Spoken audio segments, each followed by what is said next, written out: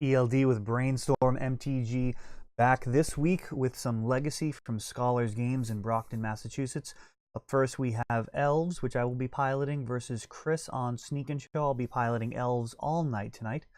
Trying to take a look at some of the Deathrite Shaman decks that are in the format. The card is being talked about quite a lot lately, and wanted to take a look at the relative power level in the different decks. And here we have Chris on Sneak and Show starting out with a Ponder after his mulligan to 6. Looks like a island, perhaps a Show and Tell. Of course, Sneak and Show is going to need that mix of a enabler, a card to put in, and enough mana to make it work. That is all of the pieces that he essentially needs in this matchup, as he will not have to fight through any type of counter magic as compared to Blue or Grixis Delver and the other blue decks in the format. Grixis Delver will be on camera in the coming weeks as well. And here leading out with the infamous Deathrite Shaman right there off of a Bayou, and that will enable accelerated mana, as well as eating creatures out of the graveyard or instants and sorceries. So we'll see what type of game this is going to be, whether or not that is going to become relevant. And we've got a basic island following up. So Chris just building a mana base here.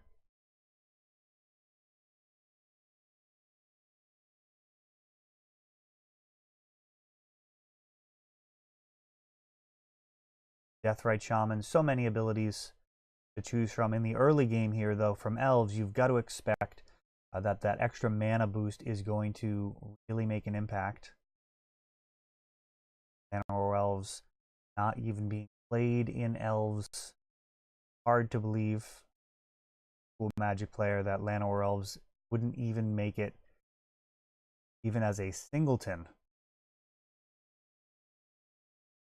And there we go, the land out of Chris's graveyard, enabling some green mana. And it's going to be a Quirion Ranger. That is going to actually double the power of Deathrite here. There are 2 fetch lands.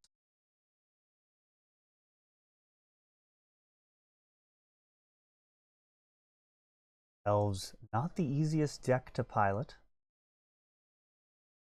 Some experience with Elves going as far back as Invasion Block.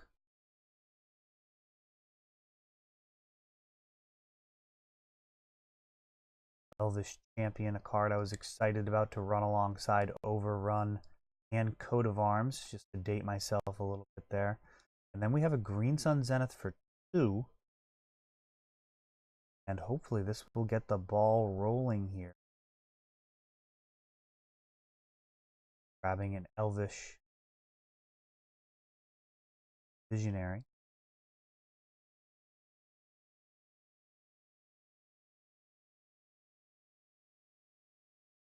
And just cleaning up the mana there. Gonna resolve. Getting a card draw.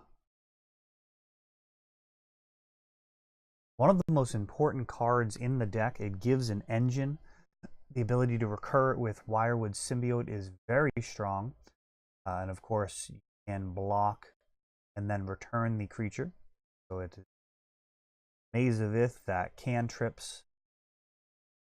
Really pulls you toward your end goal of being able to natural order for Craterhoof. A whole bunch of bodies on board. And here we go, show and tell from Chris. That is very bad for Elves here on turn 3. And there's Omniscience. And there's Griselbrand. So this is a disaster scenario. Perhaps Elves on the play could have had a chance here, but on the draw, turn 2 was about as much as you could hope for outside of the absolute most broken hands for Elves. Of course, those broken hands, very vulnerable. The force of will, the permission that Sneak and Show packs. And it looks like Chris has been able to find Griselbrand, Lotus Petal, and a Cunning Wish, and that should almost certainly do it, as long as Chris has constructed his deck with an instant speed kill. Even if he hasn't, it is likely that he'd be able to use something to get Emrakul, and even, yes, Intuition will do. No Release the Ants necessary, just Intuition for Emrakul. That is going to 22 in the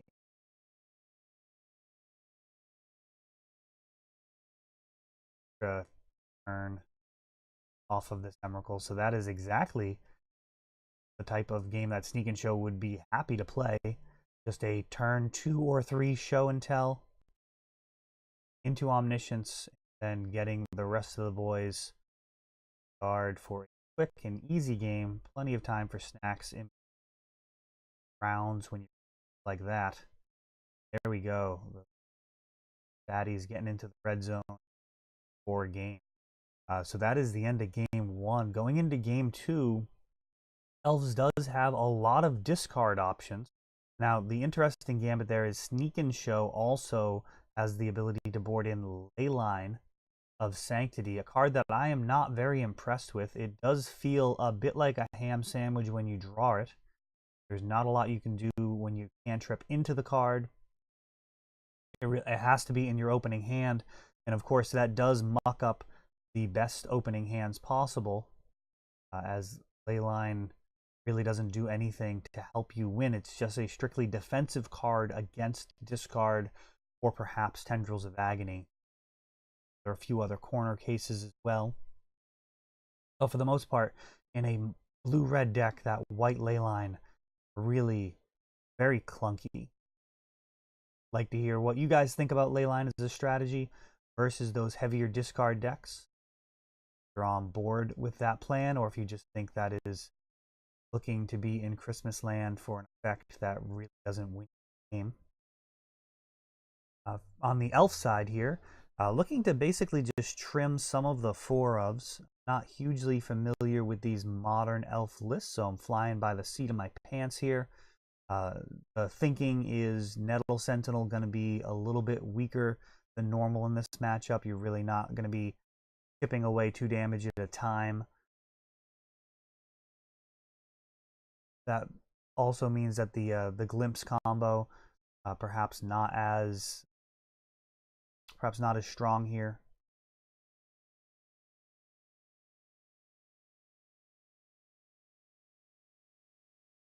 Like the most likely scenario is a discard spell to clear the way into natural order. Of course, Glimpse can be part of that equation, trying to set up earlier and kind of chain elves onto the board. Is asking an awful lot.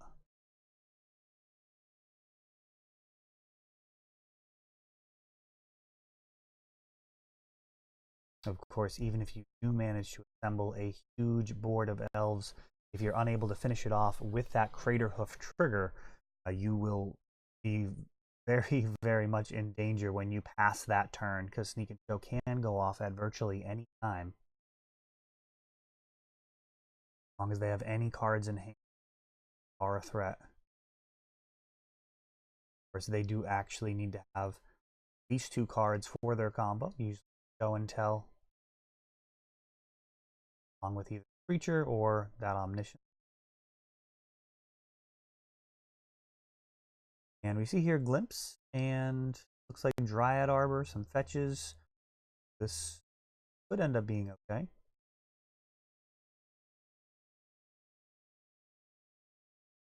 Going to be a first turn Heritage Druid. So a couple of other elves joining Heritage Druid will allow for some accelerated mana, preferably 2 1-drops. Ponder on the other side of the board.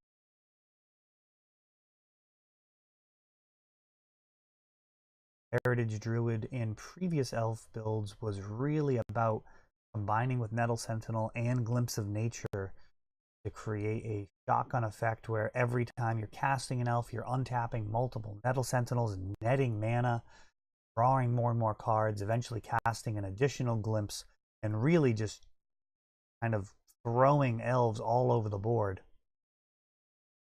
Much less common now. Deck is more played like a beatdown with a combo finish in the hands of pilots. And we'll see if I'm able to get Heritage Druid online here on turn 2. Sneak and Show not going to give you a ton of turns.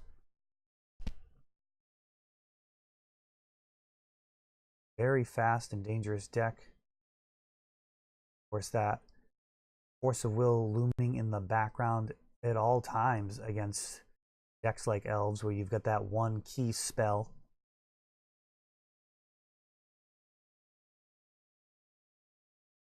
Like I do see a hint of red over there for Chris.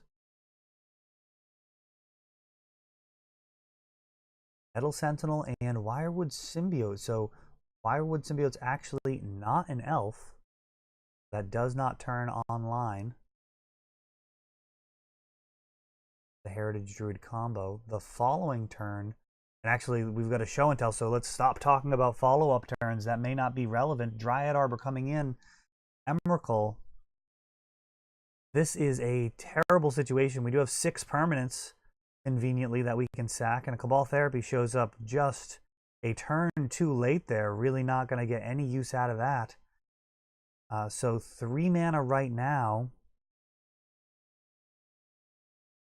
is a grim situation. So Cabal Therapy going to need to name Force of Will to ensure that things are going to resolve here. We got Cunning Wish, Intuition, Spell Pierce. Spell Pierce going to be problematic if we pass the turn, but we really need to find Karakas here as an answer to Emrakul or win. And here's the Glimpse of Nature, using Wirewood Symbiote to pick up that elf. And this is almost certainly not going to do it. Drawing 1 card off of Nettle Sentinel.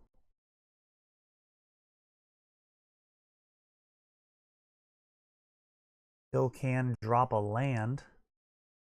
Looks like we are out of creatures to chain here.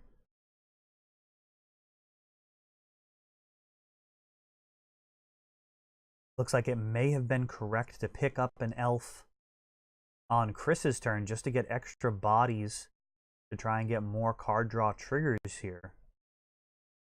But ultimately we're going to need to get 3 elves into play to make Nettle Sentinel work. Or Heritage Druid work, I should. Birchlore Ranger much lower to the ground, especially with a single Nettle Sentinel. And then we go flashing back Cabal Therapy, grabbing the Intuition there, leaving Spell Piercing, Cunning Wish. So at this point, attempting to draw looks like exactly Karakas. Got Spell Pierce in hand.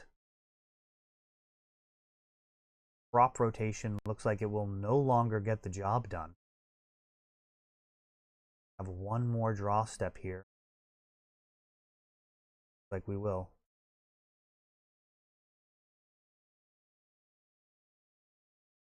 Of course, if we draw crop rotation, still gonna play it. Spell Pierce would have to get cast.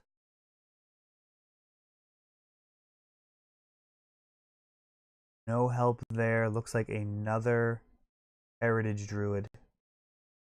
That is going to do it. Emrakul taking it down. Really the kind of the C plan for Sneak and Show. Probably the least safe way that that deck can win. There are ways of actually answering Emrakul, and if he is answered, you've expended a ton of resources, but more than good enough here versus Elves, knowing that it was not going to get countered. Not a ton of ways to get Emrakul off the board. So well done there by Chris, handing me my loss at the beginning of the tournament. See how I navigate the rest of the event. Can I make the prizes? I'll need to go 3-1 to do so. This is a deck that I do believe is reasonably positioned, but it does have some really tough matchups, Sneak and Show being one of them, Chalice decks being another. See what my matchups look like for the rest of the night. Other videos. This has been ELD for Brainstorm MTG. Thanks for watching.